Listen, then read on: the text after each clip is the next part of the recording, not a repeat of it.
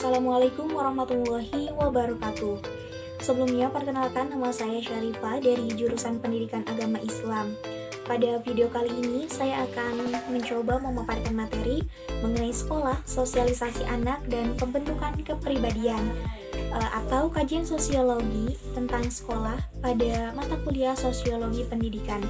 Baik, jika dilihat dari judul yang telah disampaikan, bahwasannya antara sekolah, sosialisasi anak, dan juga pembentukan kepribadian, ketiganya saling berkaitan, di mana sekolah sebagai lembaga sosialisasi untuk membantu pembentukan karakter pada peserta didik. Dapat dikatakan juga bahwa sosialisasi ini merupakan suatu proses interaksi antara individu dengan individu lainnya, di mana hal ini dapat mempengaruhi pembentukan kepribadian. Nah, proses sosialisasi juga merupakan suatu proses penyesuaian diri individu untuk memasuki dunia sosial, sehingga individu dapat berperilaku sesuai dengan standar pada masyarakat tertentu. Sedangkan sekolah merupakan lembaga di mana terjadinya proses sosialisasi dan juga pembelajaran yang dapat membantu perkembangan peserta didik baik dalam ranah kognitif, afektif, maupun psikomotorik. Yang selanjutnya ada sekolah sebagai organisasi. Nah, dilihat dari pengertiannya bahwa sekolah itu didefinisikan sebagai lingkungan fisik dengan berbagai perlengkapan yang merupakan tempat penyelenggaraan proses pendidikan. Kemudian pengertian yang kedua, proses kegiatan belajar mengajar. Sedangkan pengertian yang ketiga, menurut Philip Robinson, bahwasannya sekolah itu sebagai suatu organisasi atau unit sosial yang secara sengaja dibentuk untuk tujuan tertentu. Nah, sekolah sebagai organisasi tentunya berbeda dengan organisasi lainnya. Jadi, yang membedakannya itu dari segi tujuannya, di mana sekolah ini memiliki tujuan untuk menghasilkan individu-individu yang terdidik. Juga sekolah diadakan untuk memudahkan pengajaran sejumlah pengetahuan. Sekolah sebagai organisasi adalah perkumpulan sosial yang dibentuk oleh masyarakat, baik yang berbadan hukum maupun yang tidak berbadan hukum, di mana fungsinya sebagai sarana partisipasi masyarakat dalam pembangunan bangsa dan negara. Selanjutnya, sekolah sebagai sistem interaksi, di mana sekolah sebagai suatu sistem akan mempunyai keterkaitan dengan sistem lainnya, seperti halnya dengan orang tua, masyarakat sekitar, dinas-dinas atau lembaga lainnya yang dapat mendorong atau menunjang, mendukung proses terselenggaranya pendidikan, di mana hubungan ini bersifat hubungan timbal balik yang saling mengisi antara satu dengan yang lainnya. Jadi, kehadiran sekolah baik secara fisik maupun secara sistem akan memiliki dampak atau umpan balik terhadap lingkungan. Begitupun kehadiran masyarakat di sekitar sekolah akan memiliki dampak bagi sekolah. Nah, proses umpan balik ini mendorong sekolah untuk mampu memenuhi kebutuhan masyarakat.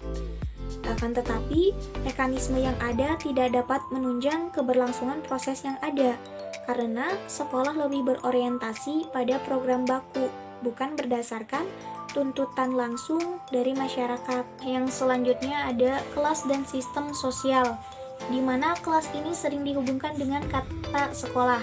Jadi pengertian kelas yang pertama adalah ruangan tempat berjalannya proses pendidikan. Sedangkan pengertian yang kedua, ruangan tertentu tempat kegiatan siswa dalam mengikuti proses pendidikan.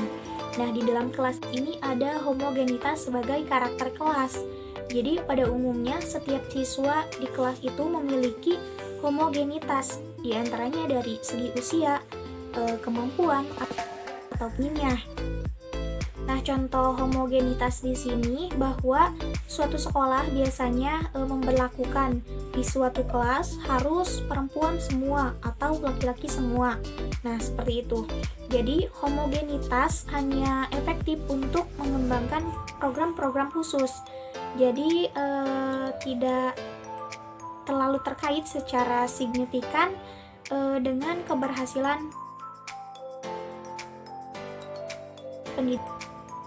Interaksi dan suasana dalam kelas. Jadi di dalam kelas itu akan terjadi interaksi antara pendidik dengan peserta didik ataupun antar peserta didik, di mana interaksi tersebut akan menimbulkan efek terhadap proses pendidikan.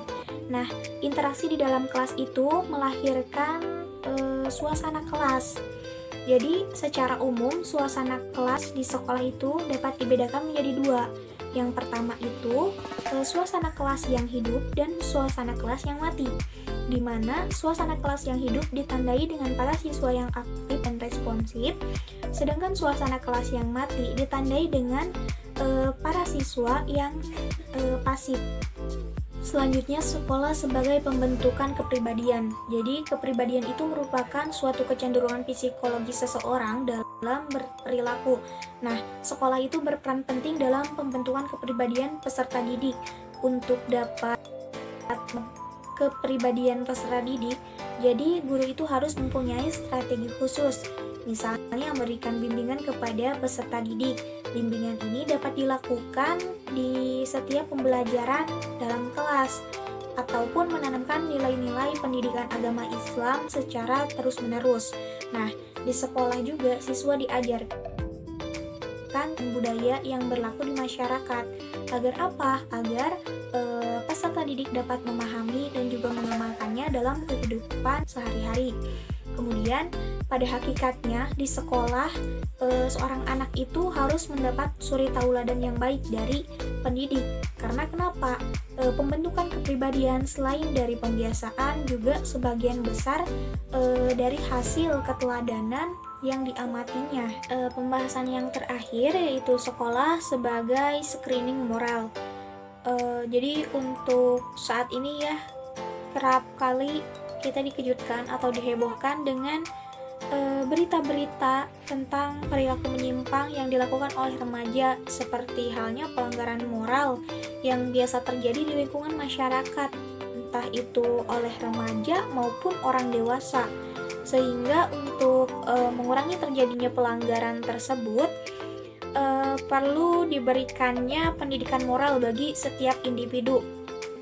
Nah, ada beberapa hal yang dikembangkan melalui pendidikan, yaitu kepribadian dan cara menjalani kehidupan. Jadi dalam pendidikan itu terdapat 3 unsur. Yang pertama itu pengajaran, pembimbingan, dan pelatihan. Dengan melalui 3 unsur ini diharapkan mampu membentuk karakter setiap individu.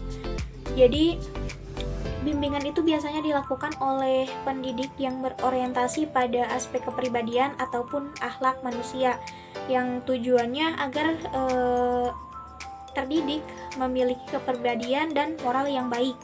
Nah, jadi dapat dikatakan bahwa sekolah itu merupakan tempat untuk menyaring moral, di mana pendidik dituntut untuk membimbing para peserta didik yang sering melakukan pelanggaran, agar dapat memiliki moral yang baik. Mungkin cukup sekian yang dapat saya sampaikan. Mohon maaf atas segala kekurangan dan kesalahannya. Akhir kata, wassalamualaikum warahmatullahi wabarakatuh.